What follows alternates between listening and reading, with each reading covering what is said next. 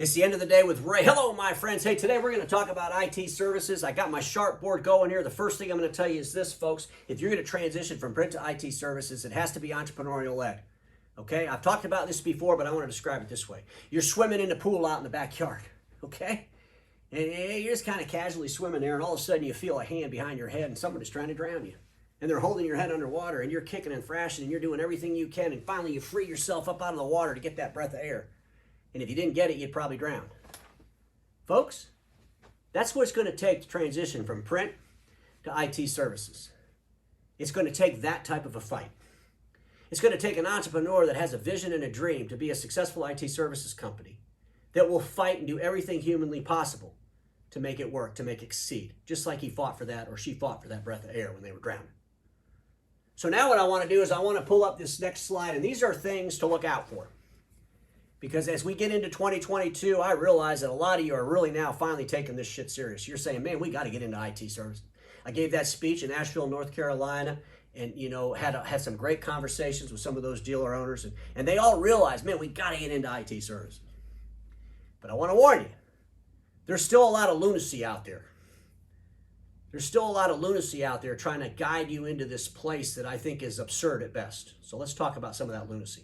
The first thing I have over here on the left is I'm going to tell you this. EBITDAs above 35% are extremely questionable, and I would question the hell out of anybody that tells you you're going to get a 37% EBITDA. But here's what I'll tell you. Let's just say that you're an IT service provider. One of my friends that's transitioned, one of my friends that's trying to transition but's going out there and calling on customers. Ask the customers you call on who their IT services company uses as a consultant firm to help them deliver better services and better experiences to you. Ask prospects this question.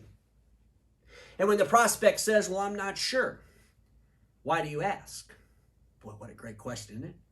Well, the reason I ask is because there's a lot of consultant firms that, quite honestly, I believe are causing some problems in the space. Here's an example.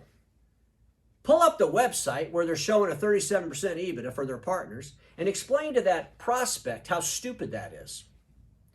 And plant some seeds of doubt in their mind. Well, you know, with all the threats out there around cybersecurity, how is a company that gets 37% EBITDA when best in class is 18 points? 18% is best in class. Anything over like 28 is absurdity. It means you're not investing enough in your business to help your customers when they're what? When they're breached. You don't have the right tools in place. You don't have the right human capital in place. Otherwise, there's no way you're getting a 37% EBITDA. And tell the prospect that.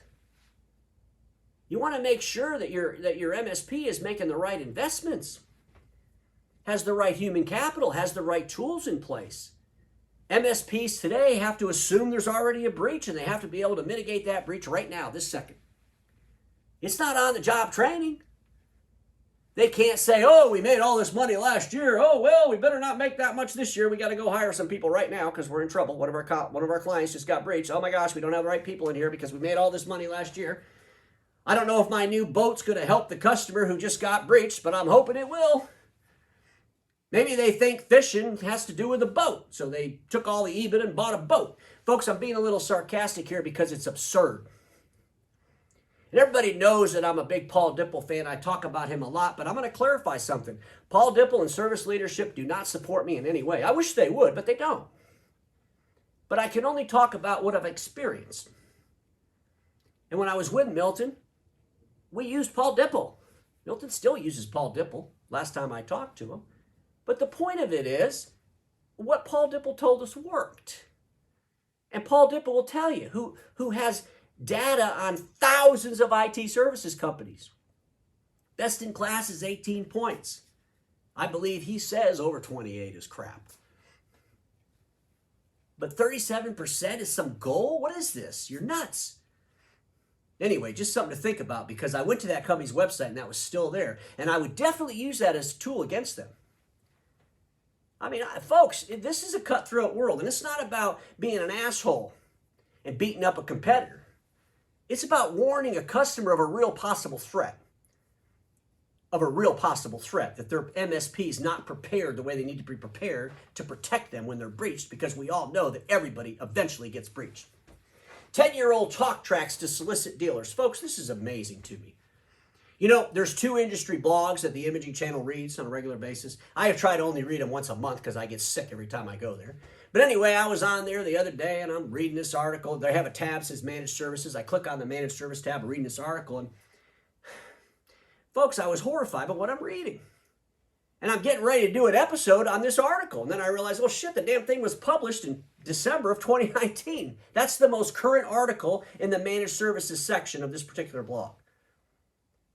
And I'm thinking to myself, well, what if some of my friends go to that blog under Managed Services and read this article and they think it was written like yesterday? They just see December, but they don't see 2019. But you know what? I got to change screens because I want to share something right off that article, because I don't believe if they even rewrote the article, if they would change the verbiage on this. And this is just so absurd, I got to read it to you. Because this is kind of the kind of crap we're listening to out there in the marketplace. Managed IT is the logical next step for many OEDs. The business model isn't much different from your existing one. Selling IT equipment like PCs, servers, and network switches takes the place of MFPs and other printer hardware. Well, project services and managed services are stand-ins for consumables and service. What the? I can't even freaking read any more of that. Selling IT services is like consumables?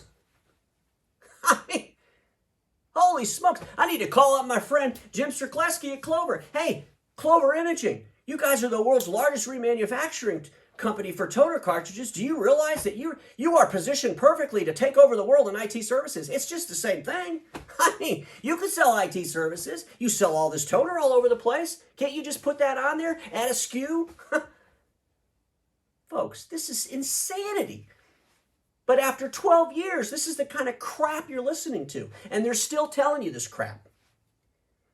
Recently, I read an article in one of these magazines, and they were talking about IT services. And when I read the article, you could have copied and pasted the information that was in that article from an article that was written 8 years ago. The only words that were different, there was a sentence or two about cybersecurity. Folks, IT services has changed drastically in the last 5-6 years. Drastically. But when you're working with companies that only want you to get a $2,000 a month service contract and they're happy, well, that's what you get. It's a commodity. That's why I keep screaming, you got to move upscale, you got to move upscale. That's why I bring Milton Bartlett on, who could share a story of ImageQuest. I've done numerous interviews with him where he shares real numbers, not made up stuff. Master service providers investing more in marketing the dealers over training them. We're seeing this a lot. These folks are good. They come with their big checkbooks. Let's write up, I'll sell, buy the tables, and let's go to the dinners and all these things. Let's pay for the awards, and let's tell the whole world how great dealers are doing. Let's give them their own award without substantiating any of it, without sharing any of the real facts with anybody. Folks, it's been 10 years. I'm just saying, shouldn't there be some accountability? Unsubstantiated hype. Where are the numbers and who did the damn math? I love it. They'll stand up on stage. Well, I just want to let everybody know we got some customers in the office here, right in the meeting today. There's some of our successful transitionists here today, knocking it out of the park. They'll name these companies off, and you're sitting there thinking, knocking it out of the park? Well, I know that person. I just had lunch with them a couple of weeks ago, and they're not knocking it out of the park. But what are they going to tell you? The truth? Oh, well, I'm so glad to be here today, and I'm looking across the audience. I see a lot of our customers are in the audience, and none of them are hitting it out of the park. As a matter of fact, we can't get them to sell assessments. You know, their contracts are sub $2,000 a month. Will you stop saying knock it out of the park? Will you stop saying people are successful? And when I say you, I'm talking about all the consultants that are making shit up. Stop it. Stop saying this has been your customer and they're doing all these great things unless you're willing to prove it and that customer gives you permission to prove it. This is what I love about Milton Bartlett. Has your master service provider ever assisted the closing of a deal of $10,000 or $15,000 or $20,000 a month? Or are they telling you, oh, don't worry about that. You know, when you hear Ray talking about his buddy Milton doing $50,000 a month service contracts, that's just pure crap. That shit never happens. Don't listen to that. I mean, that's absurd. Milton's an anomaly. Folks, I hear this all the time. I'm sure some of you do too, especially from the consultants that don't have an infrastructure to help you build a business to sell 15 or 20 or 30 or 40, $50,000 a month service contracts. They're real happy you just paying them a couple grand a month and go out there and sell the $2,000. Well, let me ask everybody a question. Okay, this is a real simple question. These IT service consultants that you're using, what's the average revenue from their clients? There's thousands of IT services companies out there. Thousands of them, folks. Do you know how many IT services companies are over $5 and $10 million a year in revenue? A very, very small amount. I'll get you that exact statistic real soon. I'm having someone research this for me. But folks, these are lifestyle businesses for the most part. $10 million, $20 million, $50 million, $80, $100 million IT service companies are very, very few. And when I look at my friends in the document imaging channel that have 10, 15, 20, 50, 80 million, $100 million companies, they're not going to replace that print revenue with an IT services company that's doing $2 million a year in business, which are what most of these consultants' customers do. You should start questioning that. They could be fantastic consultants working with MSPs that want to sell $2,000 a month service contracts and have a lifestyle IT business. But I don't think anybody I know in the document imaging channel wants to build a lifestyle IT services business. If that's the case, just sell the damn business you got right now.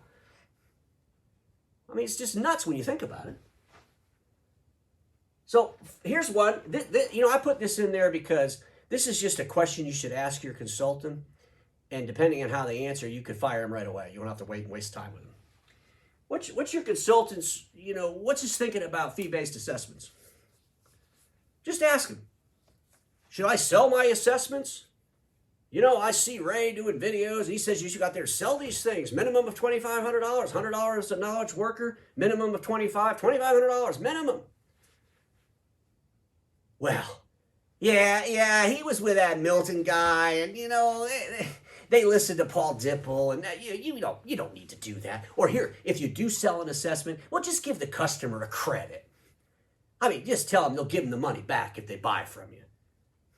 When they tell you that, run from them because they're nuts. When they tell you you don't need to charge for an assessment, run from them because they're nuts. The reason they don't want you to charge for an assessment, these consultants, because they don't know how to help you build a assessment you could actually charge for. I mean, that's the reality. I mean, my God, folks, if you're charging someone for the assessment, that means you're delivering them something that's theirs. They bought it. These folks, I've heard dealers say this. Yeah, I had to do this assessment, and I really hated to do it because then I just told the customer everything they needed to do, and they could just take my assessment and go get a bid. Well, that's fantastic if you sold it to them.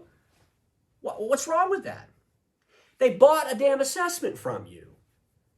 They didn't buy a proposal from you. This is nuts. This is the way we did things 10 years ago, maybe, right?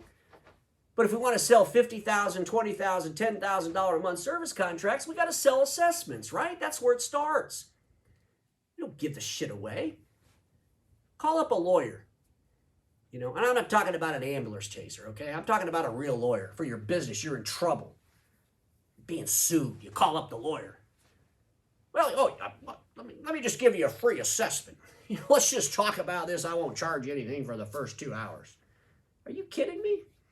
You call up your lawyer and ask him to play golf, and he sends you a bill because he was on the phone with you. Folks, stop giving away free assessments. And when your consultants tell you that's okay, that's a good sign that you're with the wrong consultant house. So I'm hoping these things can kind of help you as we transition into IT services. Because, folks, we really need to do it. And please pay attention to the blogs out there. The other blog that everybody reads a lot, I clicked on that one. And guess what? The last article in the managed services section was an article I wrote. It was an article I wrote that said that Continuum and ConnectWise would come together because Tom O'Bravo owned them both. And of course, they did come together eventually. Maybe that's why they left it up there.